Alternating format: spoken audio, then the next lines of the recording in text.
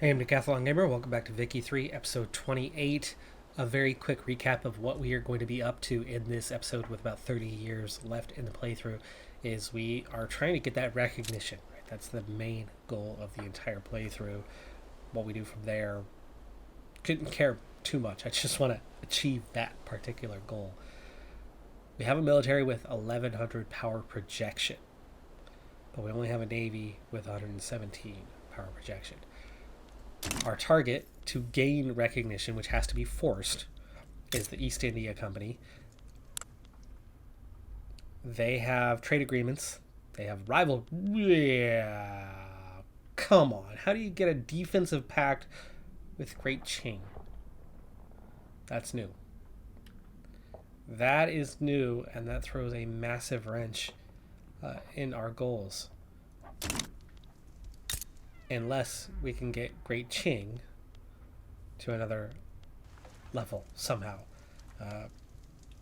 Defensive pact, minus 20. How they even have that, I don't know. How they've been able to achieve it.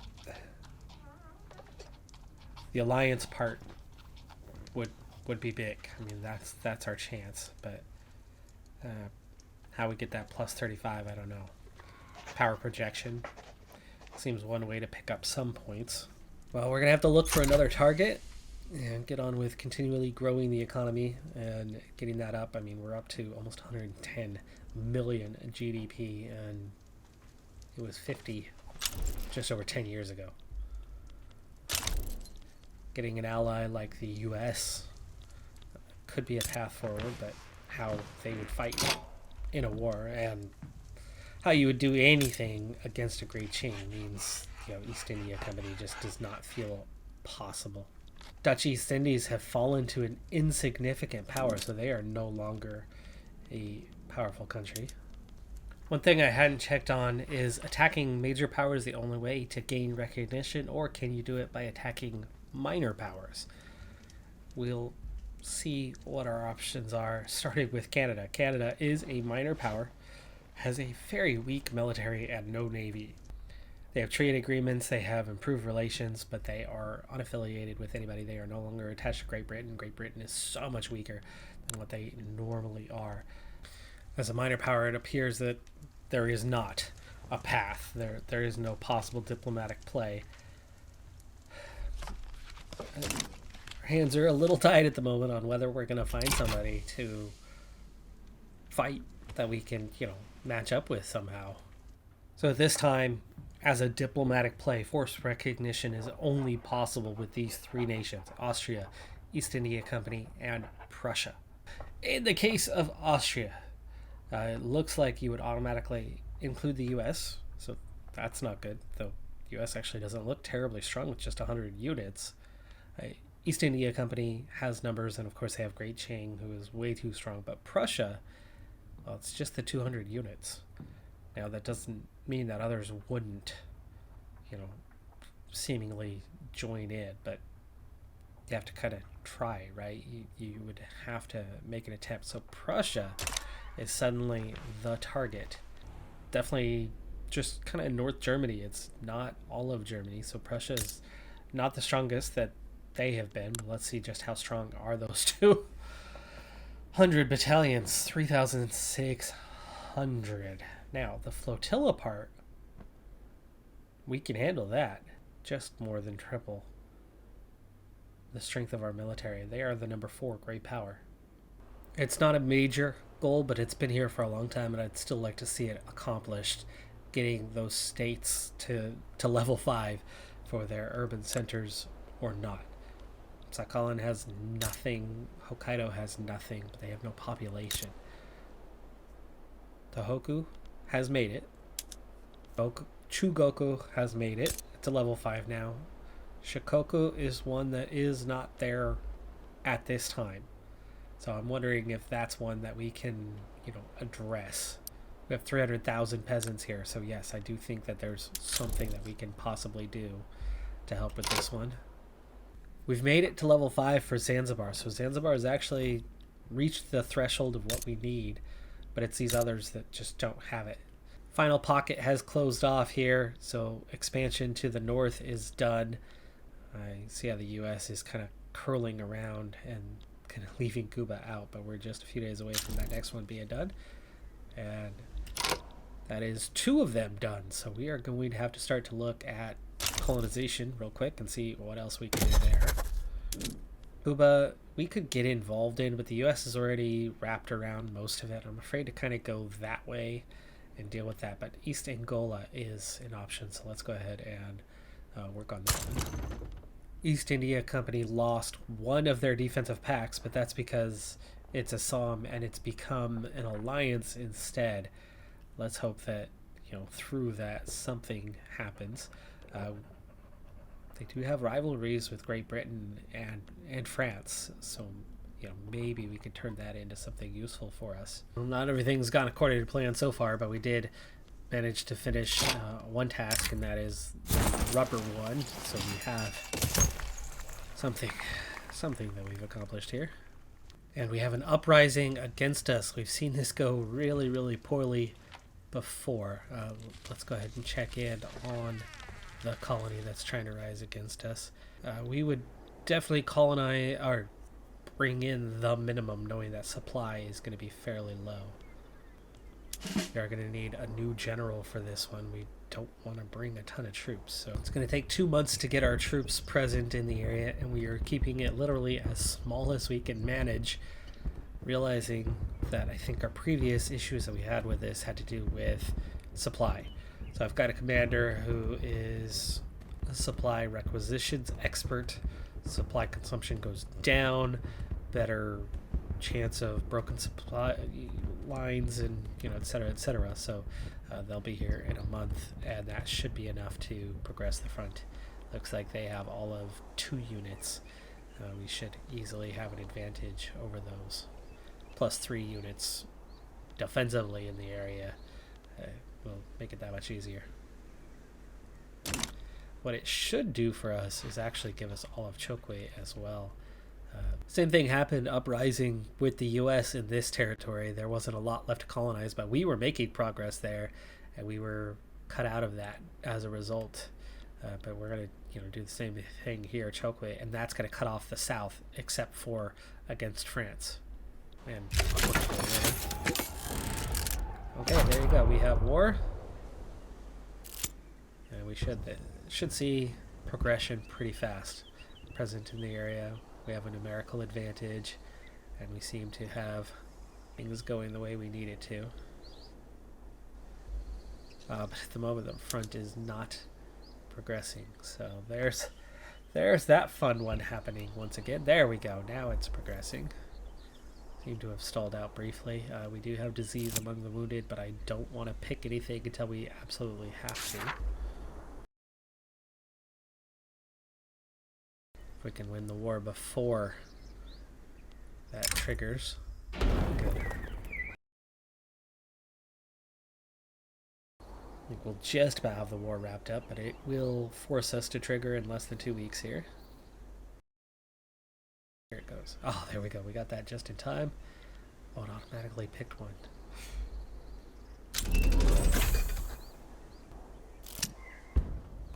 And there you go. That should finish the war. Alright, there it is. The war has ended, and you can see we now hold the whole remainder of that territory. Kasanji still open. We are expanding here rather rapidly. Not that I wanted that pocket, but it is what it is. It's what's out there. And France is kind of filling our pocket here as well. We have 3 more states that colonization has now closed out on and are beginning to incorporate. Or make that 3 states here. Once colonization is done both here and here, which will happen quite soon, we'll turn our attention to the south. Zimbabwe is actually doing some colonization of their own, but they're very, very slow at it.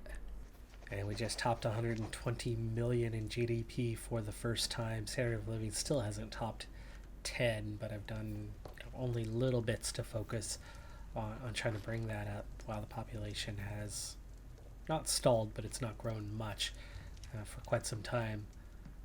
the fallout from the war in terms of expenses still has not quite cleared up, as we've not regained a positive balance. But part of the reason for that is I turned up construction in a couple more. We went from technically 14 construction sectors to 16, which added another 12 to our overall construction, now at a 97. East India Company is no longer considered a great power, so with or without Great Qing, we can't gain recognition off of them any longer. In fact, the pool of available nations to try to do something with, well, it's just getting harder and harder to achieve. You know, the fallout of East India Company and Great Britain. Sweden's not powerful. Greece is not powerful. They're the potential countries to get something from just is constantly decreasing. And outside of super high prestige from Great Qing, we are up there inside the top 10 in prestige. We are ninth in the world, but unfortunately, out of the 7 plus Great Qing, there's a significant gap from us to realistically any of them. Russia, we're starting to kind of out GDP them. Standard of living is very similar. They have a big extra population, but maybe that's where we need to look now. And as kind of our last ditch effort to gain recognition. Historically, that's where that was coming from. Japan beat them in war twice. Just didn't actually get the recognition out of it. With things wrapping up in Congo and Central Africa, there's not much left. I'll show you here.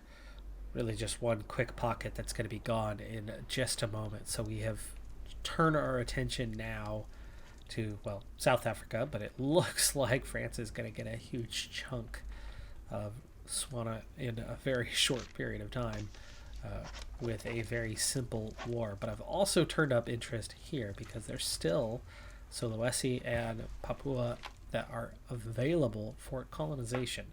So we're going to go ahead and colonize those areas as well, just for the hell of it. I mean, it's something, right? Something's better than nothing. There's just less and less that we're able to do here at the end of this playthrough, as we're strong, but not strong enough to take on the big boys, and the big boys that we could take on are falling off or grasping at straws, hanging on to others to help keep them afloat, which I don't blame them. Makes perfect sense, but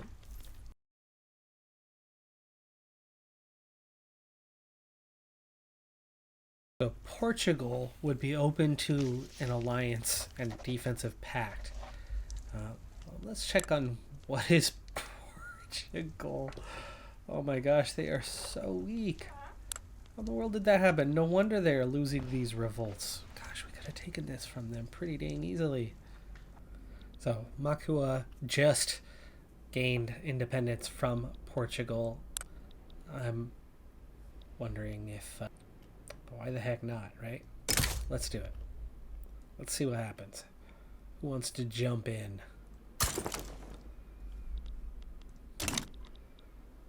Might as well do something in this playthrough. It's not what I wanted to be doing right now, but it's something.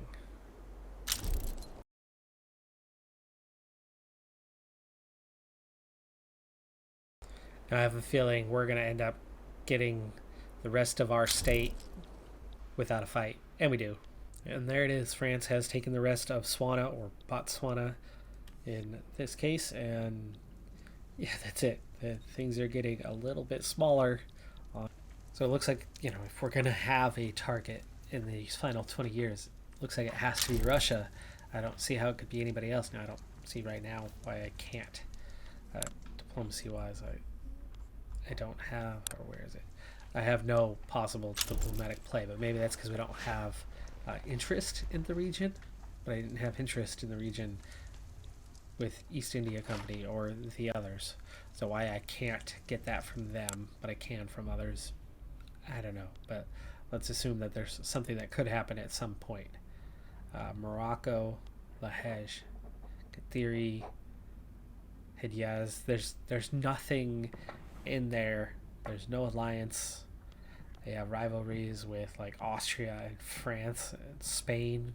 We could maybe beat them. But right now, there's nothing to go for. Where we can't beat them right now is that they do have a projection that's almost 3 times our current strength. So we would have to address that. Now, while this final colonization in Africa occurs, let's check in for the first time on kind of what we have happening here. And here is our Papua. Looks like Dutch East Indies did do a bit. They're no longer a major power. And here's where we're making progress here.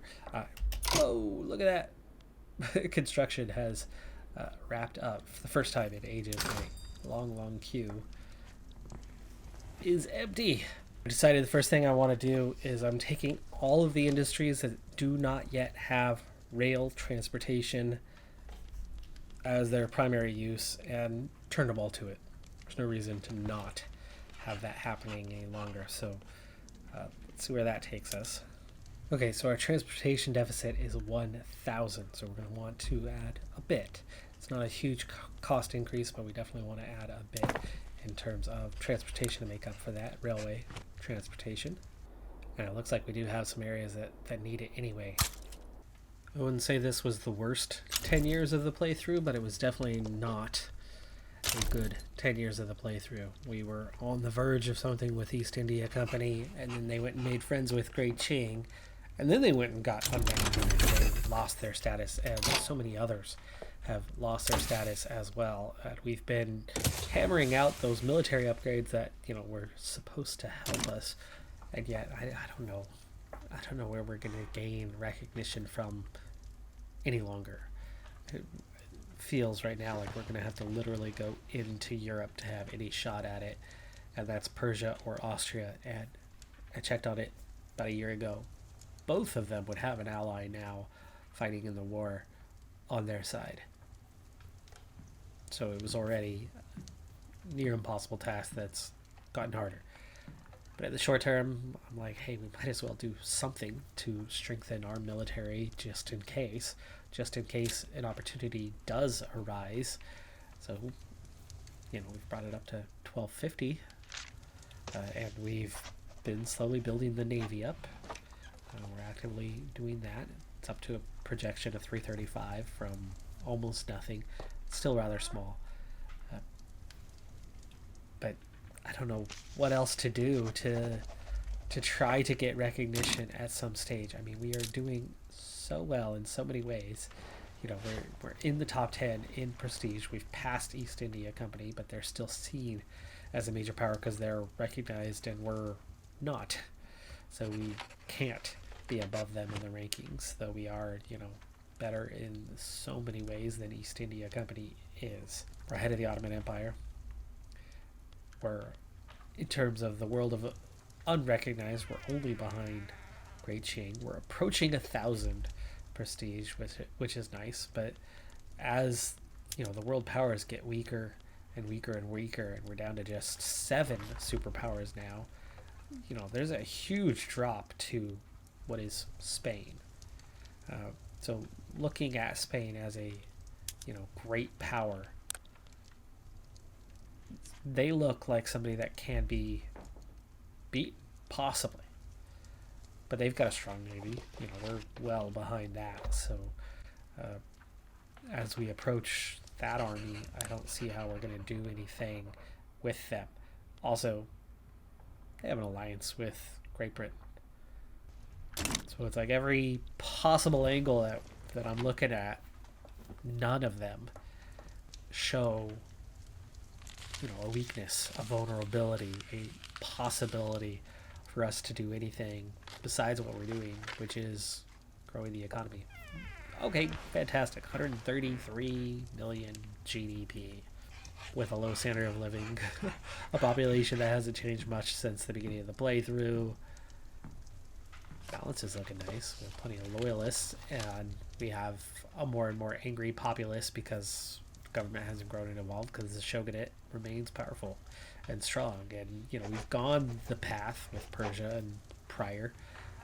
We've gone the path of forcing that change and changing that government. Even if it's the hard way. But what's the point for us, right? We know what our goal is for this playthrough, and I just don't see how we're gonna get any higher than what we have now. That sucks. The only good thing that's really happened in this 10-year span, other than being just about done with Africa colonization wise, is we've started colonizing Oceania / Southeast Asia a little bit, but nothing doing. No quality allies out there.